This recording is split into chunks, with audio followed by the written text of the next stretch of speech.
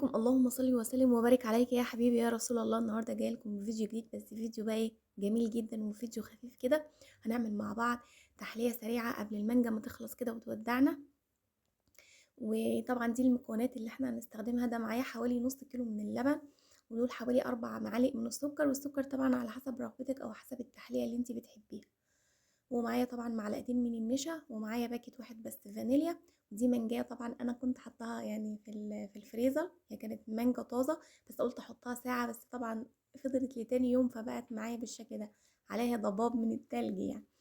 ودول 4 باكت من البسكويت الساده. انا استخدمت النوع ده اللي هو البسكويت اهلاوي، وزي ما قلت لكم في العنوان الزملكاوي يجي بنوع تاني.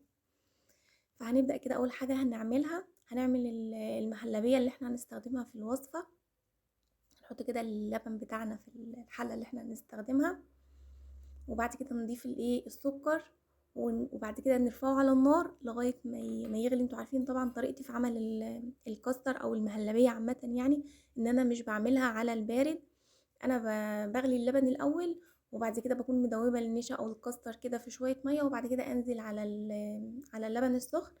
بتمسك بسرعه وبتبقى جميله قوي. دي طريقتي في عمايل المهلبيه زي ما قلت لكم. طبعا حطيناها كده على النار، ومعايا هنا البسكويت اللي معايا. هبدا كده اكسره تكسيره بسيطه، يعني طبعا مش هتكسريه تكسيره ناعمه، لا هتخليه كده هتكسري مثلا الوحدايه على 3 او على 4، بحيث ان احنا عاوزينه قطع كبيره كده ومتماسك، بحيث ان احنا لما ناكل الحلو بتاعنا نحس بطعم البسكويت معانا. طبعا بقى بمناسبة ان احنا استخدمنا البسكويت الاهلاوي، طبعا ده فيديو في حب الاهلي طبعا. بطل السوبر بقى، وان شاء الله يحقق نتائج كويسة في الايام الجاية. طبعا بطولة افريقيا وكاس مصر والدوري وكاس العالم للاندية، ان شاء الله ياخد مركز حلو، دعواتكم. طبعا زي ما انتم شايفين كده انا بكسر البسكويت بالراحة كده، الواحدة على 4 او على 3 كده، زي ما انتم شايفين. زي ما قلت لكم انا عاوزاه قطع كبيرة. طبعا دي تحلية موفرة جدا، اقتصادية جدا. كل المكونات موجودة عندك في البيت، يعني كلنا عندنا المانجا شايلينها او مفرزينها يعني. وطبعا عندنا السكر، وكلنا عندنا النشا. احنا اشترينا البسكويت بس من بره، آه، الباكت من ده ب2 جنيه، يعني مش حاجة طبعا في ظل الأسعار الصعبة اللي احنا بنعيشها دي، الله المستعان. طبعا معايا المعلقتين النشا زي ما قلت لكم، هنزل عليهم كده بشويه ميه صغيرين، ادوب بس النشا في الميه، ادوبه كويس قبل ما انزل عليه باللبن. طبعا اللبن بتاعي على النار، واول ما يغلي هنزل على طول بالنشا بتاعي. الطريقه دي حلوه قوي، احسن ما بتعمليه على البارد كده، يعني الطريقه دي احسن يعني. وبعدين كل حد طبعا على حسب ما اتعود يعني، واحنا بناخد افكار من بعض. اللبن زي ما انتم شايفين كده غلي معايا، هنزل عليه بقى بمعلقتين النشا اللي انا دوبتهم في الميه. وهي شايفين ربط بسرعه ومسك بسرعه ازاي. هقلبه تقليبه كده وخلاص، هطفي عليه النار على طول.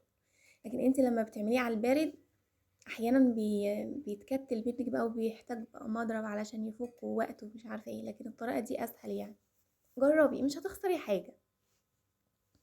طبعا انا نزلت المهلبيه اللي انا عملتها، يا دوب هسيبها بس تهدى شويه بس كده من على النار. وطبعا المانجيه بتاعتي انا قشرتها وقطعتها كده مكعبات، او انت قطعيها زي ما تحبي. ودي معايا الاطباق اللي انا هستخدمها. هبدا بقى اول حاجه اعمل الطبقه الاولى، ان انا هضيف في القاع بتاع الاطباق اللي معايا دي البسكويت اللي انا مكسره معاكم. ودي هتبقى الطبقه الاولانيه. هنحط طبعا بشكل عشوائي كده. دي الطبقه الاولانيه. الطبقه التانية بقى هناخد من المهلبيه. طبعا انا كنت مستعجله، المهلبيه كانت لسه سخنه شويه. انت طبعا هتسيبيها لما تهدى علشان ما تخليش البسكويت يبوش مننا. وبعد كده هنحط الطبقه التانية كده على البسكويت اللي هي طبقه المهلبيه زي ما قلت لكم. انت ممكن طبعا يعني تعملي اكتر من طبقه. بجد التحليه دي بتكون جميله وسريعه زي ما قلت لكم، وموفره ومش بتاخد وقت خالص. وبعدين بيكون كمان طعمها حلو. وطبعا هي حلا شتوي وصيفي في نفس الوقت. معايا هنا ده سوداني مجروش، عندك اي نوع من المكسرات حطي. فانا طبعا بحب جدا المكسرات في الحاجات اللي زي كده، فانا كان عندي سوداني مجروش فرشيت شويه كده على الطبقه بتاعت المهلبيه. وبعد كده هبدا انزل برضو بالطبقة التانية اللي هي باقي البسكويت اللي كان معاه. يعني زي ما قلت لك انت ممكن تعملي اكتر من طبقة. هحط بقى الايه باقي البسكويت السادة اللي هو معايا، وبعد كده ارجع انزل بطبقة تاني من الايه من المهلبية. انت ممكن بقى تزودي اي حاجة، شوفي انت بتحبي ايه، ممكن تضيفي كريم كراميل، ممكن تضيفي شوكولاتة، ممكن بقى انت ايه تزودي، تشوفي طبعا الناس اللي عندك في البيت بيحبوا ايه وتعمله.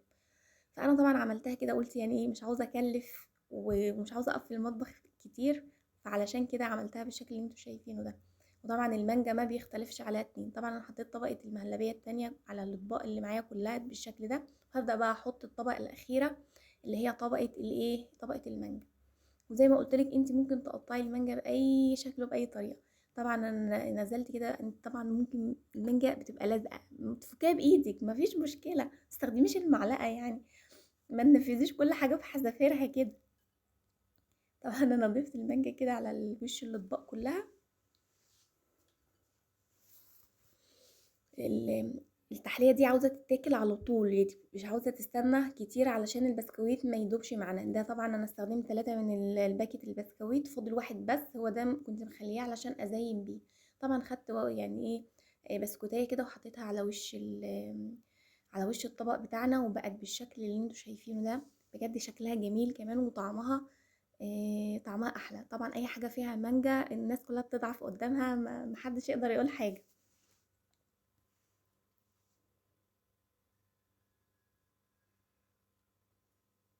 شايفين ما شاء الله شكلها جميل جدا. وبس كده ونكون وصلنا لنهايه الفيديو بتاعنا، والسلام عليكم ورحمه الله وبركاته.